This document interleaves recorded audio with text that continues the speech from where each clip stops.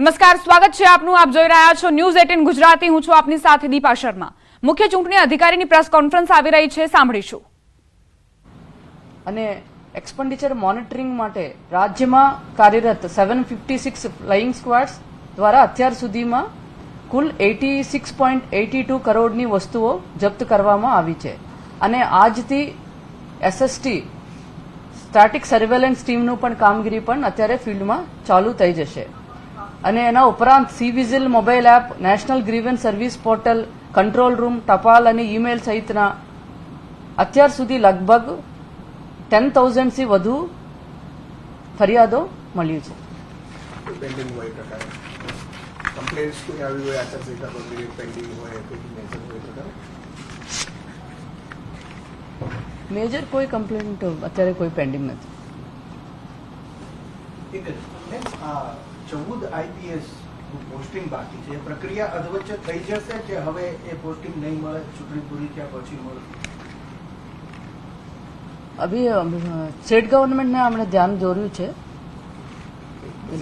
આજથી home department એટલે police force બધી આપના અંડરમાં આવી જશે. સુરત સિટી બોર્ડર રેન્જ જે ઇન્ટરનેશનલ બોર્ડર છે એ બધી રેન્જ ઉપર આઈપીએસની જગ્યાઓ જ ખાલી છે. તો એના લો એન્ડ ઓર્ડરની દ્રષ્ટિએ શું? કારણ કે સ્ટેટ તો ક્યારનું કીધું છે, આપે પણ લેટર 2 વખત લખ્યા છે. સ્ટેટ એમાં તો કંઈ કામ જ નહીં. It is under serious consideration of state government. વિષય એટલો જાણવો હતો કે શું થઈ શકે અત્યારે જાહેરનામું બહાર પડ્યા પછી એ પોસ્ટિંગ થઈ શકે કે ના થઈ શકે, બસ એટલું જાણવું.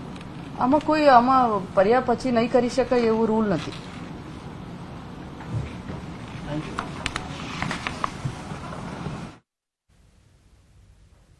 તો ગુજરાતની 26 બેઠકો પર નામાંકન ભરી શકાશે, ઉમેદવારી નોંધાવી શકાશે. ગુજરાત લોકસભા ચૂંટણી માટે નોટિફિકેશન જાહેર કરાયું છે. ફરિયાદોને લઈને પણ મુખ્ય ચૂંટણી અધિકારીએ ઉલ્લેખ કર્યો અને જે ફરિયાદો મળી છે તેનો નિકાલ લાવવાનો પણ પ્રયત્ન કરવામાં આવ્યો છે.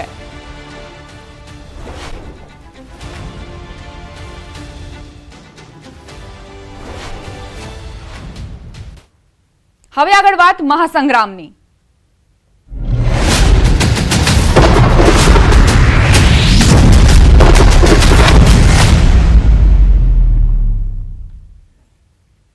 પોરબંદર લોકસભા બેઠકના ઉમેદવાર મનસુખ માંડવિયા 15મીએ ઉમેદવારી પત્ર ભરશે. 15મીએ વિજય મુહૂર્તમાં માંડવિયા ઉમેદવારી પત્ર ભરશે. આ સાથે પોરબંદર વિધાનસભા બેઠકની પેટા ચૂંટણીના ભાજપ ઉમેદવાર અર્જુન મોઢવાડિયા પણ 15મીએ જ ઉમેદવારી પત્ર ભરશે. ફોર્મ ભરતા પહેલા શહેરના સુદામા ચોક પર જાહેર સભાને સંબોધશે, જેમાં રસ્તા પર અલગ અલગ સમાજ દ્વારા સન્માન કાર્યક્રમ યોજાશે. ફોર્મ ભરવા સમયે કેન્દ્રીય મંત્રી હરદીપસિંહ પુરી સહિતના મહાનુભાવો હાજર રહી શકે છે.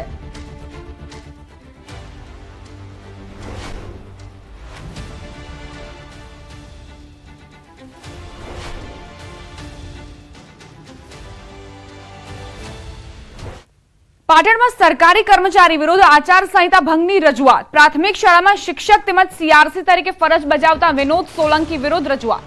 વિનોદ સોલંકીએ પોતાના નિવાસસ્થાને પાટણ ભાજપ ઉમેદવાર ભરતસિંહ ડાભીનું સન્માન કરતા વિવાદ સર્જાયો. સરકારી કર્મચારી હોવા છતાં રાજકીય નેતાનું સન્માન કરતા આચારસંહિતા ભંગની રજૂઆત. અજાણ્યા ઈસમ દ્વારા ચૂંટણી કેન્દ્રમાં ફરિયાદ આપતા તંત્રએ તપાસ હાથ ધરી. વિનોદ સોલંકી શિક્ષક અને સીઆરસીની સાથોસાથ ચૂંટણીમાં પોલિંગ ઓફિસર 1માં પણ નિયુક્ત કરાયા છે. સમગ્ર મામલે ચૂંટણી અધિકારી તપાસ કરી અહેવાલ ચૂંટણી વિભાગમાં રજૂ કરાયો.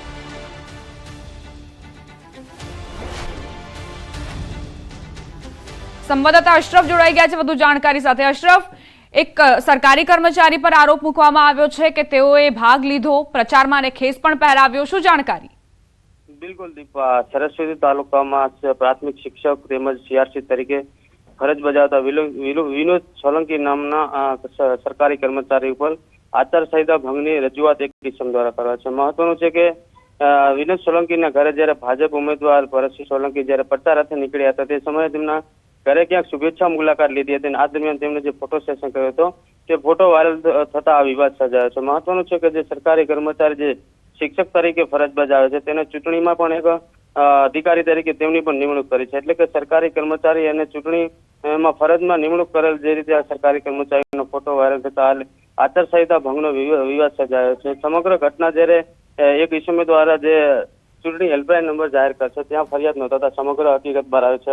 હાલ તો જે ચૂંટણી વિભાગ દ્વારા સમગ્ર મામલે ઝીણવટભરી તપાસ કરવામાં આવી રહી છે અને જો આ બાબતે શિક્ષક કસૂરવાર ધરાશે તો આગળ જે કાયદાકીય કાર્યવાહી છે તે કરવામાં આવશે. દીપા, આભાર અશરફ જાણકારી આપવા માટે.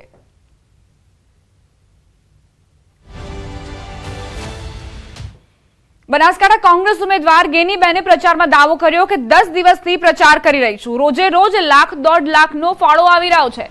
ચૂંટણી લાંબી ચાલશે એટલે 50 લાખ જેટલો ફાળો આવી જશે. દરેક ખર્ચ લોકો ઉપાડી રહ્યા હોવાનો પણ તેમણે દાવો કર્યો. ગેનીબેન 15મીએ પાલનપુરમાં ઉમેદવારી પત્ર ભરવાના છે.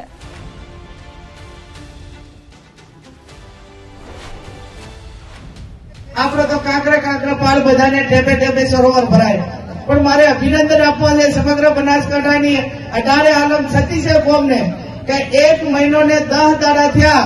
તમામ મંડપ બાંધવાના હોય, માઇકની વ્યવસ્થા કરવાની હોય, મીટિંગની વ્યવસ્થા કરવાની હોય, ચા પાણીની વ્યવસ્થા કરવાની હોય, એ તમામ સમાજે છે કે નડાબેડથી કરીને અંબાજી 14 તાલુકામાં તમામ લોકોએ કરી છે.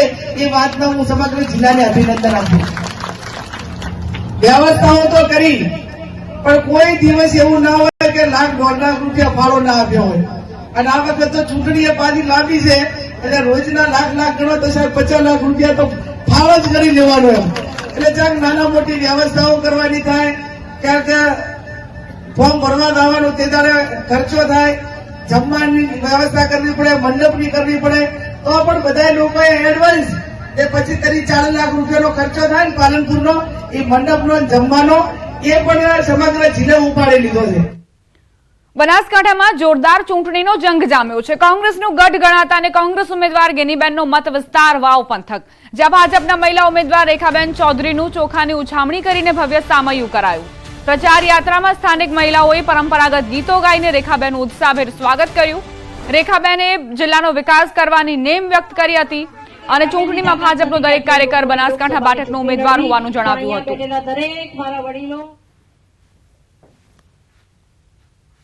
ભારતીય જનતા પાર્ટીના કાર્યકર્તાઓની તાકાતથી ચૂંટણી લડાતી હોય છે.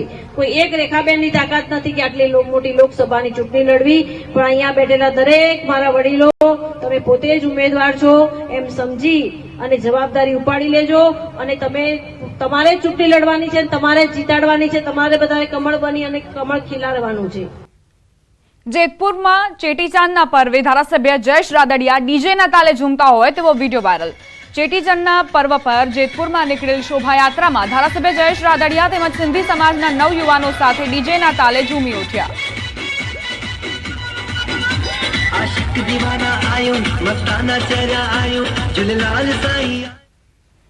મહીસાગરના રાજ્ય શિક્ષણ મંત્રી કુબેર ડિંડોરનો અનોખો અંદાજ જોવા મળ્યો છે. લગ્ન પ્રસંગમાં આદિવાસી નૃત્ય કરતા નજરે પડ્યા કુબેર ડિંડોર. સંતરામપુર તાલુકાના ભાનાશીમલ ગામે તેમણે નૃત્ય કર્યું. લગ્ન પ્રસંગમાં પહોંચેલા શિક્ષણ મંત્રીનો અનોખો અંદાજ દેખાયો. હાથમાં તલવાર લઈને પારંપરિક આદિવાસી નૃત્ય કરતા જોવા મળ્યા કુબેર ડિંડોર.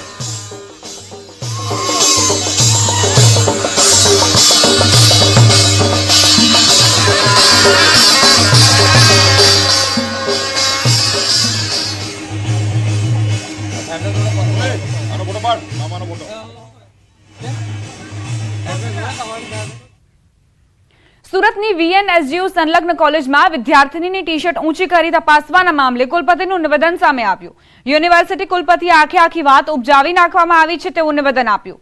ઉપરાંત સ્કોડની ટીમ પરીક્ષામાં તપાસ અર્થે ન આવે તે માટે આ વાત ઉપજાવી હોવાનું કહ્યું છે. જો આ ઘટના સાચી હશે તો તે કસૂરવાર વિરુદ્ધ પોલીસ કાર્યવાહી કરવામાં આવશે.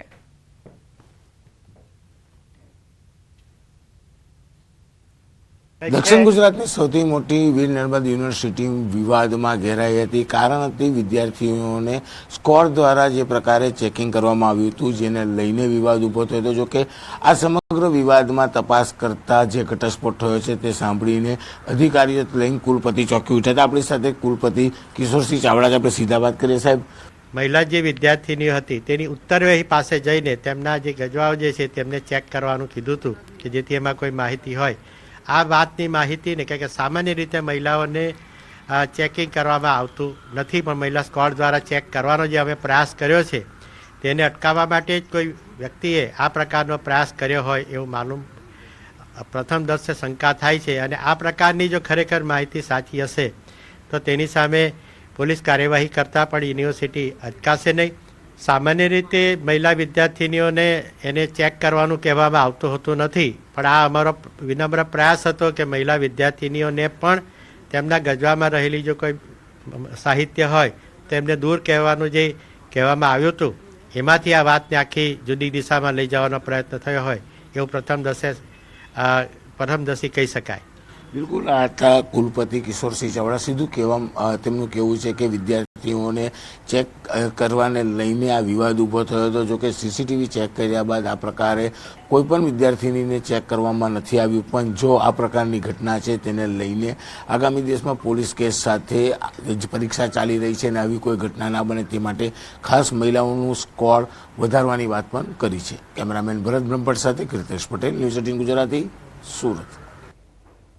સુરતમાં ઉકાઈ ડેમમાંથી તાપી નદીમાં 800 ક્યુસેક પાણી છોડાયું. તાપી નદીમાં લીલના કારણે પાણી અતિશય દુર્ગંધ મારતું હતું, જેથી નદીની લીલ દૂર કરવા ડેમમાંથી 800 ક્યુસેક પાણી છોડાયું. તાપીમાં પાણીની નવી આવક થતા કોઝવેનું લેવલ 5 મીટરથી 5.40 મીટર થયું.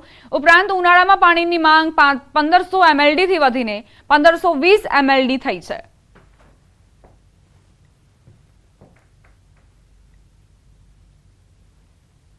સુરતને પીવાલાયક પાણી પૂરું પાડતું સુરતનું વિયરકમ કોઝવે છેલ્લા લાંબા સમયથી જળકુંભી અને લીલને લઈને પાણી દુર્ગંધ મારતું હતું. બીજી બાજુ ઉનાળો આવતાની સાથે જ પાણીની માંગ વધી હતી, જેને લઈને વિયરકમ કોઝવેનું લેવલ ઘટવા માંડ્યું હતું, જેને લઈને 29 માર્ચથી કહી શકાય કે ઉકાઈ ડેમમાંથી સતત 800 ક્યુસેક પાણી વિયરકમ કોઝવેમાં છોડવામાં આવી રહ્યું છે, જેને લઈને વિયરકમ કોઝવેમાં દુર્ગંધ મળતું પાણીની સમસ્યા દૂર થઈ છે. સાથે સાથે લીલ અને જળકુંભીની સમસ્યા દૂર થઈ છે.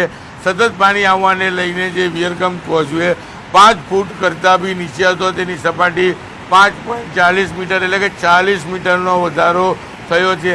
સતત પાણીની આવકની જે રીતે સુરત સિટીમાં માંગ છે તે પહોંચી વળવા માટે ઉકાઈ ડેમમાંથી પાણી છોડવામાં આવ્યું છે, જેને લઈને કહી શકાય કે તાપી નદીમાં અને ખાસ કરીને વિયરકમ કોઝવેમાં જે પાણી દુર્ગંધ મારતું હતું અને લીલ અને જળકુંભીની સમસ્યા હતી તે મોટા પ્રમાણમાં દૂર થવા પામી છે.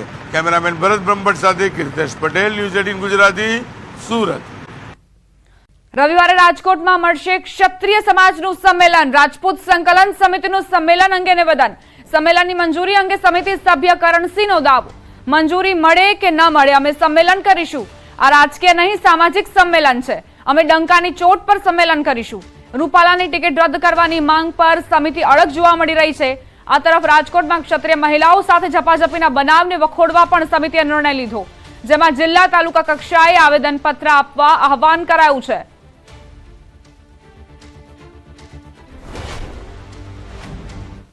આ કોઈ રાજકીય એજન્ડા જ નથી, આ રાજકીય મુદ્દો જ નથી, આ રાજકીય ચળવળ જ નથી, આ શુદ્ધ સામાજિક ચળવળ છે. અને અમારી માંગ એટલી જ છે કે હજુ મોડું ના કરશો. સુવિધાઓનો અભાવ અને તેમ છતાં અમે ડંકાની ચોટ ઉપર વિશાળ ક્ષત્રિય એકતા સંમેલન કરવા માટે જઈ રહ્યા છીએ. અને અમારું રાજકીય સંમેલન નથી, અમારું સામાજિક સંમેલન છે. અને મારે જ્યાં સુધી વાત થઈ છે ત્યાં સુધી અમારી સભાને સંમેલનને મંજૂરીનો કોઈ પ્રશ્ન આવશે નહીં, મંજૂરી મળી જ જવાની છે. અને અમે ડંકાની ચોટ ઉપર ત્યાં આગળ સંમેલન કરવાના છીએ.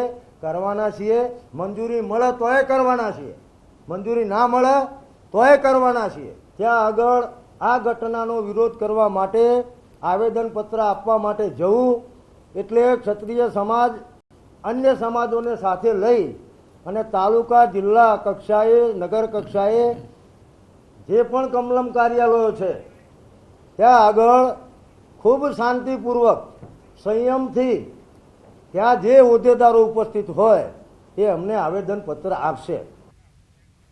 સુરતમાં 85 વર્ષ કે તેથી વધુ વયના મતદારોની યાદી તૈયાર કરાઈ. જે મતદારો મતદાન મથક સુધી જવા અક્ષમ હોય તેઓ ઘરે બેઠા મતદાન કરી શકે તે માટે સુરત જિલ્લા ચૂંટણી પંચ અને જિલ્લા ચૂંટણી અધિકારી વ્યવસ્થાઓ ઊભી કરી. 85 વર્ષથી વધુ વયના 24,000 મતદાતાઓ પૈકી 704 મતદારોએ ઘરે બેઠા મતદાન કરવાની ઈચ્છા વ્યક્ત કરી છે. અને આવા મતદાતાઓ માટે ઘરે જ મતકુટીર સહિતની વ્યવસ્થાઓ ઊભી કરવાનો નિર્ણય લેવાયો. જે મત તેઓ આપશે તેની સંપૂર્ણ ગુપ્તતા જળવાઈ રહે તે માટે વિડીયોગ્રાફી પણ કરાશે. પોસ્ટલ બેલેટ પેપરની વ્યવસ્થા પણ મતદાતાઓ માટે કરાશે. ચૂંટણી અધિકારી અને બીએલઓની હાજરીમાં મતદાન પ્રક્રિયા હાથ ધરાશે. જે માટે કઈ રીતે મતદાન કરવું તેની સમજણ પણ આવા મતદાતાઓને પહેલા આપવામાં આવશે.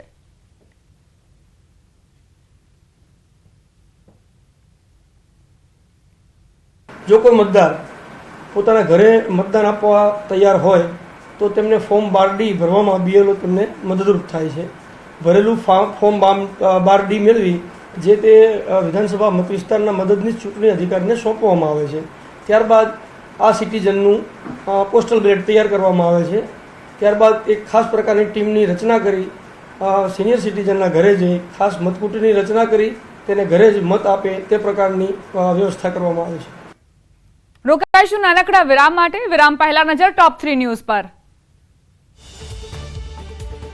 ત્રીજા તબક્કાના મતદાન માટે ઉમેદવારો આજથી ભરશે ફોર્મ. છેલ્લી તારીખ 19 એપ્રિલ, જ્યારે 22મીએ ફોર્મ પરત ખેંચવાની અંતિમ તારીખ. કોંગ્રેસ લોકસભાની 4 અને પેટા ચૂંટણી માટે નવા નામો કરી શકે જાહેર. મહેસાણા, અમદાવાદ, પૂર્વ રાજકોટ, નવસારીની બેઠકો માટે જાહેર કરી શકે. ગુજરાતના ખેડૂતો સાવધાન. 5 દિવસ ભર ઉનાળે વરસાદની હવામાન વિભાગની આગાહી. થંડર સ્ટ્રોમ એક્ટિવિટી સાથે સામાન્ય વરસાદની આગાહી.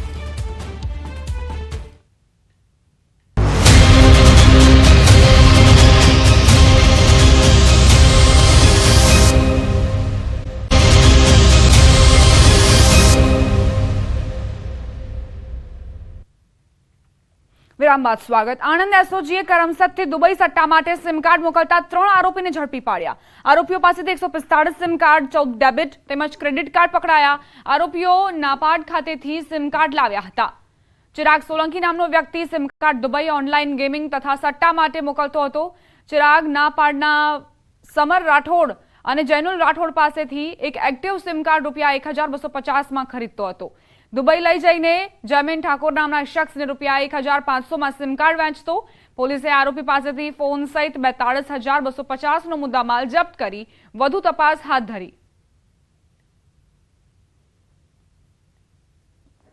એસઓજી અને એલસીબીની સંયુક્ત ટીમે રેડ કરતા ચિરાગ સુરેશભાઈ સોલંકીના ઘરેથી 145 જેટલા સિમ કાર્ડ તથા 14 જેટલા ડેબિટ અને ક્રેડિટ કાર્ડ મળી આવેલા અને તમામ આરોપીઓના પોલીસ કસ્ટડી રિમાન્ડ મેળવવાની તજવીજ હાથ ધરી. અમદાવાદના આંબલીમાં થયેલ ઘરફોડ ચોરીનો ભેદ ઉકેલાયો છે. નિવૃત્ત દંપતીના બંગલામાંથી સોના ચાંદીની ચોરી કરનારા 2 આરોપીની પોલીસે ધરપકડ કરી ચોરીનો મુદ્દામાલ પણ રિકવર કર્યો. આ ઘરફોડ ચોરીના આરોપી અનિલ ઉર્ફે બાલો અને સુરેશ ઉર્ફે સુખો મકવાણાની પોલીસે બાતમીના આધારે ધરપકડ કરી. આરોપીઓની પૂછપરછમાં સામે આવ્યું છે કે આરોપીએ લોનના હપ્તા માટે પૈસાની જરૂર હોવાથી સુરેશ સાથે મળી ચોરીના ગુનાને અંજામ આપ્યો. આરોપી સુરેશ ઉર્ફે સુખો અગાઉ પણ પોલીસના હાથે ઝડપાયેલો છે. સિટી ક્રાઇમના જે અંજારિયા પીએસઆઈ છે અને એના સ્ટાફને માહિતી મળી એટલે એમણે એ જે ચોર મુદ્દામાલ હતા એને શોધી કાઢ્યા છે. એમણે 2 આરોપી કે જેમાં એક અનિલ ગોપાલભાઈ વાઘેલા છે, બીજો સુરેશ ઉર્ફે સુખો મકવાણા, બંને ઉત્તેલિયા ધોળકાના રહેવાસી છે અને એમાં જે સુખો છે એ ટેક્સટાઇલ સિટી તરીકે ઓળખાતા સુરત શહેરમાં દિવસે ને દિવસે કાપડ વેપારીઓને લેભાગુ તત્વો દ્વારા ચૂનો લગાડવામાં આવતો હોય તેવા કિસ્સાઓ ઘણા સમયથી સામે આવી રહ્યા છે. કાપડ માર્કેટમાં થતા આ પ્રકારના પૂર્વ આયોજિત કાવતરાને રોકવા અને છેતરપિંડીનો ધંધા કરતા ઈસમો સામે કાર્યવાહી કરવા હવે સુરત પોલીસ એક્શન મોડમાં આવી છે અને 18 કર્મચારીઓની એક ટીમ બનાવવામાં આવી છે, જેમાં એક ડીસીપી, એક એસીપી, 3 પોલીસ ઇન્સ્પેક્ટર, 3 પીએસઆઈ તેમજ 10 કોન્સ્ટેબલનો સમાવેશ કરવામાં આવ્યો છે. બીજી તરફ ગૃહ રાજ્યમંત્રી હર્ષ સંઘવી દ્વારા પણ વેપારીઓને પડતી મુશ્કેલીનું નિરાકરણ લાવવાની બાંહેધરી આપવામાં આવી છે. હવે જોવાનું એ રહેશે કે વેપારીઓને પડતી આ સમસ્યાનું નિરાકરણ ક્યારે આવશે. और इसी दिशा में एक ठोस कदम उठाते हुए माननीय गृह मंत्री जी ने तुरंत एक बड़ी अच्छी एक स्क्वाड बनाई जो टेक्सटाइल पेमेंट को मोस्टली रिकवर करेगी और हमारे सूरत का पैसा यदि बाहर मंडियों में कोई गलत मानसिकता से रोका है उनकी सर उनको भी पकड़ के लाया जाएगा. तो कपड़ा व्यापार को जो गलत मानसिकता से सुनियोजित षड्यंत्र के तहत जो हमारे व्यापार को ख़त्म करना चाहते हैं उन लोगों को खिलाफ एक ठोस कदम है. ઉઠામણાના બનાવો બને છે અથવા છેતરપિંડીના બનાવો બને છે. આ બનાવો અનુસંધાને જ્યારે વિવિધ પોલીસ સ્ટેશનમાં ગુનાઓ નોંધવામાં આવે છે તેમાંથી ક્યારેક કોઈક આરોપીઓ પકડવાના બાકી રહી જાય છે. આ તમામ આરોપીઓની ધરપકડ કરવા માટે સુરત શહેરના પોલીસ કમિશનર શ્રી દ્વારા એક ટીમ બનાવવામાં આવેલ છે, જે ટીમમાં એક ડીસીપી, ઇકો સેલના એક એસીપી, આ ઉપરાંત 3 પીઆઈ, 3 પીએસઆઈ અને અન્ય પોલીસ કર્મચારીઓ છે. અલગ અલગ ટીમો બનાવી અને તેઓની ધરપકડ કરવા માટે પ્રયાસો હાથ ધરવામાં આવશે. મહત્વપૂર્ણ સમાચાર પ્રાપ્ત થયા છે. જમ્મુ કાશ્મીરને મળશે પૂર્ણ રાજ્યનો દરજ્જો. જલ્દી વિધાનસભાની ચૂંટણી થશે. ઉધમપુરમાં પ્રધાનમંત્રી મોદીએ આ મોટું નિવેદન આપ્યું છે. લાંબા સમયથી જમ્મુ કાશ્મીરને પૂર્ણ રાજ્યનો દરજ્જો આપવાની માંગ થઈ રહી હતી અને એવામાં ઉધમપુરમાં પ્રધાનમંત્રી મોદીએ આ મોટું નિવેદન આપ્યું છે કે જમ્મુ કાશ્મીરને ફરી એક વખત પૂર્ણ રાજ્યનો દરજ્જો મળશે.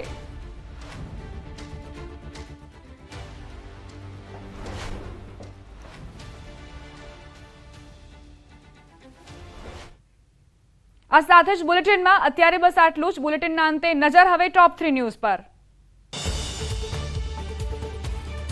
ત્રીજા તબક્કાના મતદાન માટે ઉમેદવારો આજથી ભરશે ફોર્મ. છેલ્લી તારીખ 19 એપ્રિલ, જ્યારે 22મીએ ફોર્મ પરત ખેંચવાની અંતિમ તારીખ. કોંગ્રેસ લોકસભાની 4 અને પેટા ચૂંટણી માટે નવા નામો કરી શકે જાહેર. મહેસાણા, અમદાવાદ, પૂર્વ, રાજકોટ, નવસારીની બેઠકો માટે જાહેર કરી શકે નામ.